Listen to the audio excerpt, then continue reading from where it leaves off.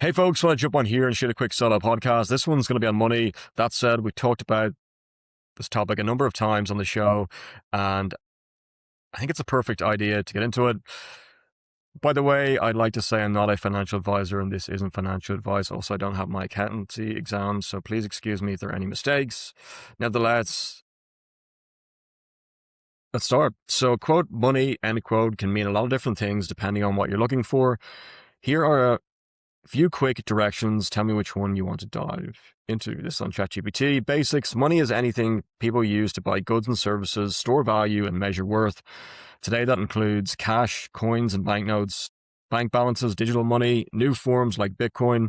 If you mean managing money, I can help with budgeting and saving plans, investing stocks, ETFs, crypto, paying off debt, building wealth over time. If you mean making money, we could explore jobs or side hustles, online income ideas, business ideas, career strategies. If you mean economics, we can talk about inflation, interest rates, how banks and governments control money, why currencies rise and fail. Let's go into the basics a bit further in a bit more detail. What is money? Money is anything people agree to use to buy, sell, or trade. Instead of swapping goods directly, like trading apples for shoes, money makes life easier. The three main functions of money. Number one, a medium of exchange. Money lets you buy things easily. Example, you pay $5 for coffee instead of trading something you own. Number two, store of value. Money lets you save for later. Example, you earn today, spend next week. But inflation can reduce value over time. Number three, unit of account. Money gives a standard way to measure value. Example, a phone costs $100. A snack costs $3. Easy to compare. Types of money today: cash, coins, and notes like Australian dollars. Bank money, numbers in your bank account. Digital payments, cards, apps, transfers. Crypto like Bitcoin, more volatile and less widely used. Where money comes from: most money is created by governments printing cash, central banks like the Reserve Bank of Australia, commercial banks through lending. One important concept: inflation. Inflation means prices go up over time, so money buys less. Example, today $5 equals a coffee. Years later, $5 might not be enough. The simplest way to think about money: money is just a tool. You earn it, you spend it, you save or invest it. And then let's go over to gemini.google.com. Money is a big topic, but since you're keeping it brief, I'll give you a quote, State of the Union, end quote, on what's happening right now, Friday, April 10, 2026, and how to handle it. The global economy today: the world's economy is a bit of a quote fog, end quote, right now. While growth is projected at about 2.7% for the year, we're currently navigating some choppy waters. Geopolitical and energy conflict in the Middle East has sent oil prices ticking up today. There's a lot of focus on potential ceasefire deals as energy costs are a major driver of the inflation we're still feeling. The AI boom: investment in artificial intelligence is the engine of the stock market right now, though some analysts are starting to wonder if we're in a bit of a quote bubble, end quote. Interest rates: most central banks like the Fed are holding rates steady. We aren't seeing the aggressive hikes of a few years ago, but we aren't seeing deep cuts yet either. Modern money trends: if you're looking at how people are moving money in 2026, here's what's quote in, end quote. AI financial advisors using AI tools to automate budgeting and spot quote leakage, end quote, in subscriptions is now standard.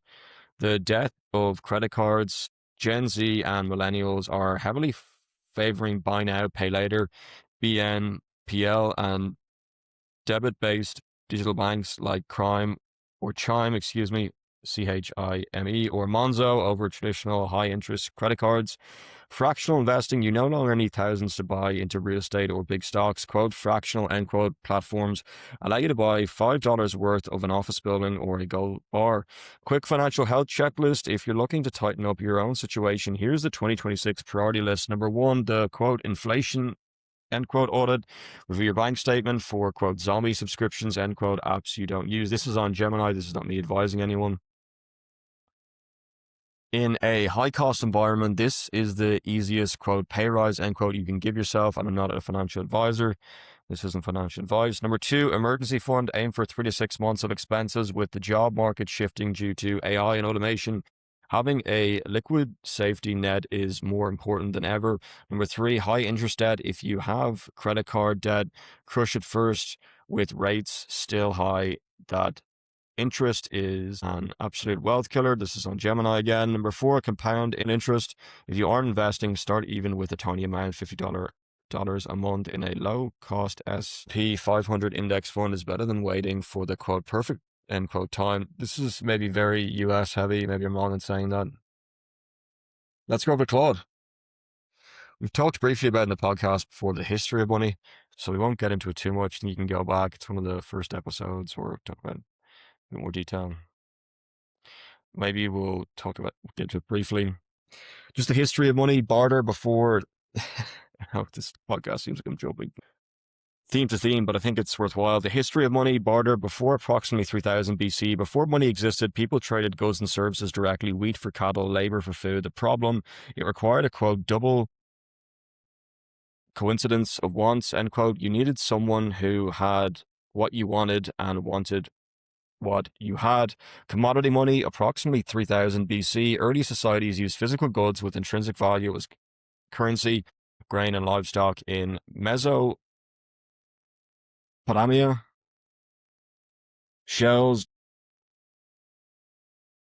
cowrie shells were used across Africa, Asia, and the Americas. Salt, the word quote salary, end quote, comes from the Latin word salarium, linked to salt payments. Metal coins, approximately 600 BC. The first official coins were mined in Lydia, modern Turkey, around 600 BC, made from electrum, a gold silver alloy. Coins spread rapidly because they were durable, portable, and divisible. Greece, Rome, China, and India all developed their own coin systems. Paper money, approximately 700 AD. China's Tang dynasty introduced the first paper money. This on Claude, by the way, originally as receipts for deposits of coins. By the Song dynasty, 960 to 1279 AD, the government issued standardized paper currency. Europe didn't adopt paper money until the 17th century. Banking and credit, approximately 1400s to 1600s. Italian city-states, Florence, Venice, pioneered modern banking. The Medici family ran a powerful banking network. Bills of exchange allowed merchants to transfer money across borders without carrying coins, laying the groundwork for credit. The gold standard, approximately 1870s to 1930s. Most major economies tied their currencies to a fixed quantity of gold. This gave money a stable, universal value. Britain led the way, and by the late 1800s, much of the world followed. It limited inflation, but also limited economic flexibility. Fiat money, 20th century. In 1971, U.S. President Nixon ended the dollar's link to gold. Quote, Nixon shock, end quote, completing the world's shift to fiat money, currency backed not by a physical commodity, but by government trust and authority. All major currencies today are fiat currencies. Digital money, late 20th century, credit cards, 1950s, ATMs, 1960s, and electronic transfers transformed how money moves. By the 90s, online banking made physical cash less necessary for everyday transactions. Cryptocurrency, 2000 present, Bitcoin, 2009, introduced decentralized digital currency, money without banks or governments, secured by cryptography and blockchain technology. Thousands of cryptocurrencies now exist, though their role as, quote, money, end quote, is still debated. What makes something, quote, money? Throughout history, money has served three core functions. Number one, medium of exchange, which we already talked about, accepted for goods and services. Number two, store of value, holds worth over time, which we briefly mentioned. Number three, unit of account, a common measure for pricing things. I think it's fascinating just getting into a bit of detail about the history, and this you probably go into more, but just to cover it again. And let's go back into ChatGPT. So let's strip it back even simpler and make this stick. What money really is. Money is used, or money is just a tool people use. Again, I'm not a financial advisor. This is financial advice to get things done, food, rent, fun, Save for later, measure value. That's it. It's not complicated. It's core. The basic money cycle. Number one, earn, job, business, side hustle. Number two, spend, bills, lifestyle. Number three, save, keep some aside. Number four, invest, grow it over time, then repeat. The three rules that matter the most. Number one, and this is on ChatGPT again, I'm not a financial advisor. Number one, spend less than you earn. If you earn $100 and spend 120, you go backwards. Number two, save before you spend. Even small amounts matter. Example, earn $500, save 50 first, live on the rest. Number three, time equals powerful. The earlier you save / invest, the easier life gets later. Real life example, let's say you earn $800 a week, 500 needs, 200 wants, 100 save. After 1 year, you've saved $5,200. That's how money starts working for you. Again, this is on ChatGPT. The biggest mistake people make, they treat money like this, quote, I'll save whatever is left, end quote. Usually nothing is left. The smarter way, flip it, quote, I'll save first, then spend the rest, end quote. Final takeaway, money isn't about being rich or poor. It's about control. Do you control your money or does it control you? Very, very interesting. Very, very interesting. Coming up in 15 minutes. That's a great takeaway. See if there's anything else. Just want to strip it back to its basic form with basic levels, which I can by being a financial advisor, having my accountancy exams. Here's the one big takeaway. I know we already talked about the final takeaway, but I'm not sure to add more. Maybe create confusion for myself and anyone else. The one big thing to know about money, it's not about how much you make, it's about what you keep, what matters. You can earn 200,000 a year and still be broke. You can earn 50,000 a year and build wealth. The difference is habits, not income. The reality most people miss, more income often leads to bigger lifestyle, more spending, same or worse financial position. This is called lifestyle inflation. Also, I've heard it called the hedonic treadmill. Simple example, person A earns 2,000 a week, spends 2,000, saves 0. Person B earns 1,000 a week, saves 200, builds wealth. Person B wins long term. The core rule, wealth equals income minus spending, not wealth equals income. The mindset shift, instead of asking, quote, how can I make more money, end quote, also ask, quote, how can I keep more of what I already make or what I make, end quote. If you remember nothing else, control spending, save consistently. Avoid lifestyle creep, do those three, you've already ahead of most people. Very interesting. The second biggest rule about money, make your money work for you, not just work for money, which is what this actually means. Most people only do this, work, get paid, spend. But wealthy people do this, work, save, invest, money grows on its own. The key concept, compound growth, this is the engine behind wealth. Example, again, I'm not a financial advisor and this isn't financial advice. Example, you invest 1,000, it grows 1,000, it grows 10%. Now it's $1,100. Next year, you earn 1,100, not just 1,000 over time. The snowballs. Why this changes everything. Working equals linear, slow, steady. Investing equals exponential, faster over time. At first it looks small, then suddenly it takes off. Life example, save 100 a week equals 5,200 a year. Invested over time, it can turn into tens or hundreds of thousands, not because you worked more, but because the money kept working. What stops people? Quote, I don't have enough to invest. You probably have to contact a financial advisor if you want to think about investing, by the way. You can start small, fear of risk, waiting too long, time matters more than starting big. I won't get into it too much. Again, like I said, I don't have my accountancy exams or not a financial advisor. The simple formula, save consistently, plus invest early, plus be patient equals wealth. The big picture, put both rules together. Number one, keep money, don't overspend. Number two, grow money invested. That's literally the foundation of personal finance.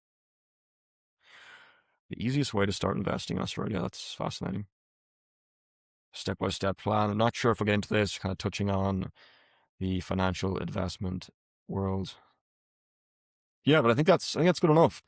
Just go back to the one big thing, which is the one big thing to know about money. It's not about how much you make, it's about what you keep. What this matters. Talked about this briefly. You can earn 200,000 a year and still be broke. You can earn 50,000 a year and build wealth.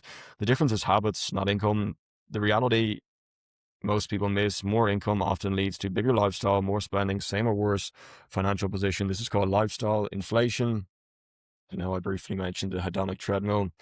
The hedonic treadmill or hedonic adaptation is a psychological tendency of humans to quickly return to a relatively stable baseline level of happiness despite major positive or negative life changes. People adapt adapt to new possessions or circumstances, craving more, leading to a cycle of temporary satisfaction rather than lasting fulfillment. It's different, kind of similar, but different. This is called lifestyle inflation, which we talked about. More income often leads to bigger lifestyle, more spending, same or worse financial position. This is called lifestyle inflation. A simple example: person A earns 2,000 a week, spends 2,000, saves zero. Person B earns 1,000 a week, saves 200, builds wealth. Person B wins long term. The core rule: wealth equals income minus spending, not wealth equals income. The mindset shift: instead of asking, quote, how can I make more money, end quote, also ask, quote, how can I keep more of what I make, end quote. If you remember nothing else, control spending, save consistently, and avoid lifestyle creep. Do those three, you're already ahead of most people. And that's it. Want to cover money without overstepping. Hopefully I didn't. And yeah, feel free to follow along on the podcast or leave a review if you're enjoying it. By the way, if you're listening or watching on YouTube, you can subscribe as well, and have a wonderful rest of your day.